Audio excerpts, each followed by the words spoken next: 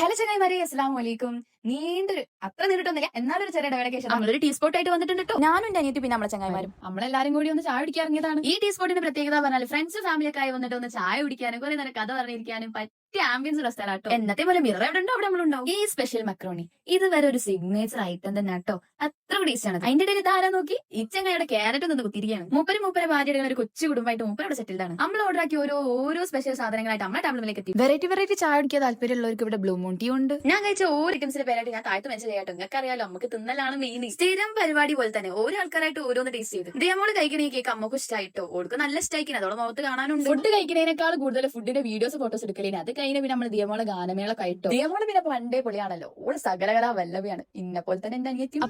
അപ്പൊ സ്റ്റുഡൻസിനൊക്കെ നല്ല അഫോർഡബിൾ പ്രൈസിൽ ബഡ്ജറ്റ് ഫ്രണ്ട്ലി ആയിട്ട് ഫുഡ് കഴിക്കണമെങ്കിൽ ഇങ്ങോട്ട് പോകുന്നു. അപ്പൊ ലൊക്കേഷൻ വരുന്നത് നമ്മുടെ മാവൂർ റോഡുള്ള ഷിപ്മാളിന്റെ അടുത്ത് കൂടിയുള്ള പോക്കറ്റ് റോഡിലൂടെയാണ് കേട്ടോ.